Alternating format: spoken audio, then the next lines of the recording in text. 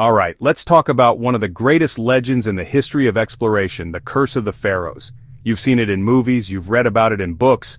The story goes like this: disturb the eternal slumber of an ancient Egyptian king and you unleash a wave of terrible supernatural vengeance. It's a narrative packed with drama, mystery, and a healthy dose of fear. The idea of a long-dead ruler reaching out from beyond the grave to protect their sacred treasures is undeniably captivating. It taps into our deepest curiosities about life, death, and what might lie beyond. This isn't just a simple ghost story, it's a legend that has gripped the public imagination for a solid century, blending archaeology with the occult in a way that continues to fascinate us all. Our story really begins in Egypt's Valley of the Kings, a place that is essentially a massive sun-scorched necropolis for the greatest rulers of the New Kingdom. For years, British archaeologist Howard Carter had been tirelessly searching for one last elusive tomb, that of the young pharaoh Tutankhamun. Most of his peers thought the valley had been completely picked clean, that there was nothing left to find. They had been digging for 5 long, frustrating seasons with almost nothing to show for it. It was a high-stakes gamble, fueled by academic obsession and the hope of making the discovery of a lifetime. Then, on November 4, 1922, everything changed. A young water boy on Carter's team stumbled upon a step cut into the bedrock, hidden beneath the debris from another tomb's construction. The team frantically cleared away the sand and rubble, revealing a full staircase descending into the earth. At the bottom was a sealed doorway, plastered and stamped with the royal seals of the necropolis. On November 26th, with Carnarvon, Lady Evelyn, and his assistant Arthur Callender watching over his shoulder, Carter made a small breach in the top corner of the sealed doorway.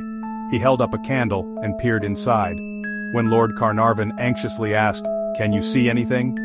Carter uttered the now famous words, "Yes, wonderful things." What he saw was an antechamber overflowing with treasures. Golden chariots, ornate couches shaped like mythical beasts, sentinel statues, and countless chests filled with priceless artifacts. The first and most famous victim of the supposed curse was the man who paid for it all, Lord Carnarvon. Just a few months after the tomb was opened in April 1923, he died in Cairo. The official cause of death was blood poisoning, which led to pneumonia. The story goes that he had been bitten on the cheek by a mosquito and then later sliced the bite open while shaving, allowing a fatal infection to set in. The press immediately sensationalized the event.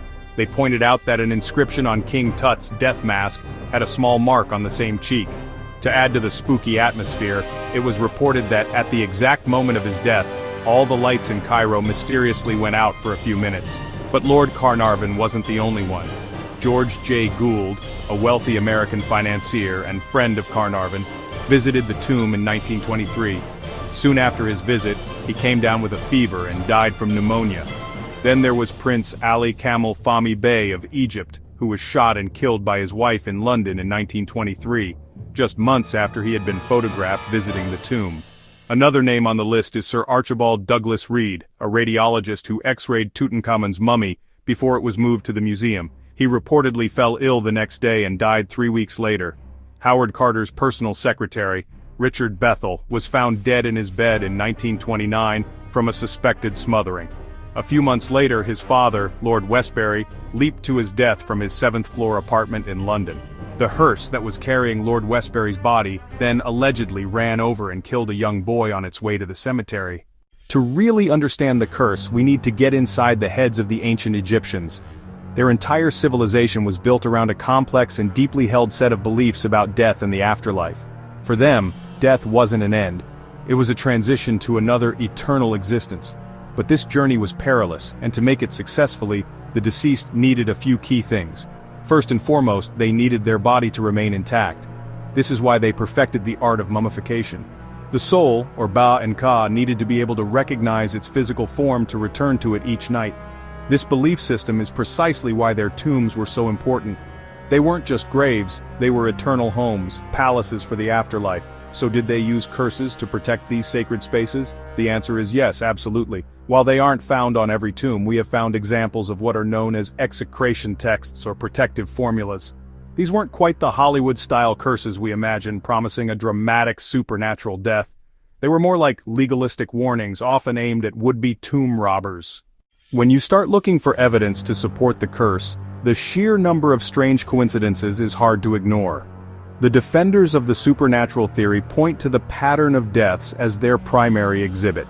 It wasn't just one or two people, it was a string of them, all connected to the tomb's opening. Lord Carnarvon's death is the cornerstone of the argument. Then you have the strange animal stories that seem to defy logical explanation. On the very day that Carter first breached the tomb's entrance, his pet canary was reportedly killed and eaten by a cobra. The cobra, as you know, is a powerful symbol of the Pharaohs, the uraeus, which adorned the royal headdress as a protector of the king. Another compelling piece of the puzzle for curse proponents is the alleged inscription that was supposedly found in the tomb. While mainstream Egyptologists deny its existence, authors like Philip Vandenberg claim that a clay tablet was found in the antechamber bearing the inscription, "Death shall come on swift wings to him who disturbs the peace of the king." This is the smoking gun, the explicit warning that the press and the public were so desperate to find. Now let's put on our skeptic's hat and look at this from a scientific and rational perspective. The case against the curse is actually quite strong when you start to examine the facts more closely. First, let's look at the primary victim, Lord Carnarvon. Yes, he died, but he was not a healthy man to begin with. He had suffered a severe car accident years earlier that left him with chronic lung problems, making him highly susceptible to infections. The biggest piece of evidence against the curse is a simple statistical analysis. A study conducted by Dr. Mark Nelson of Monash University in Australia looked at the survival rates of the Westerners who were present when the tomb was opened. He tracked 25 individuals who were most exposed to the curse and found that their average age at death was 70 years old. This is not indicative of a deadly supernatural force cutting people down in their prime. The most obvious target of the curse, Howard Carter himself, lived for another 17 years after the discovery, dying at the age of 64 from Hodgkin's lymphoma, a natural cause. When you look at the other deaths one by one, the connections start to seem much weaker. Many of the people on the victim list had only tenuous links to the tomb, some had never even been to Egypt. The press at the time created a confirmation bias. They reported on every death that could possibly be linked to the tomb while ignoring the vast majority of people involved in the excavation who lived long, healthy, and completely normal lives.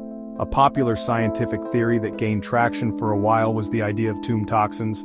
While this sounds like a great science explains it all solution, most modern Egyptologists and microbiologists dismiss it. So, after digging through the evidence, where do we stand on the curse of the Pharaohs? We've seen both sides of the coin. On one hand, you have the supernatural argument, a compelling narrative built on eerie coincidences and tragic, untimely deaths. The story of Lord Carnarvon's demise, the cobra killing the canary, the alleged warning inscription, it all weaves together to create a chilling tale. On the other hand, we have the rational, scientific explanation. This perspective systematically dismantles the legend piece by piece. It points out that Lord Carnarvon was already in poor health, that the vast majority of the excavation team lived long and full lives. Science offers plausible explanations for the deaths, from infection and pre-existing conditions to pure statistical probability. The truth is, the legend is likely a combination of many things.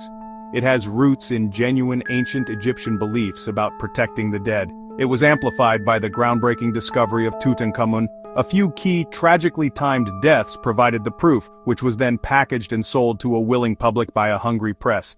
And finally, our own human psychology plays a role. We are wired to see patterns, to find meaning in chaos, and the idea of a curse provides a more satisfying explanation than bad luck. Ultimately, the question of whether the curse is real is something you have to answer for yourself. Do you believe in ancient magic and supernatural retribution, or do you trust in science, logic, and coincidence? Perhaps the real treasure Tutankhamun gave us wasn't the gold or jewels, but this enduring mystery, a story that still forces us to question the line between history and legend, between science and the supernatural. The expedition continues.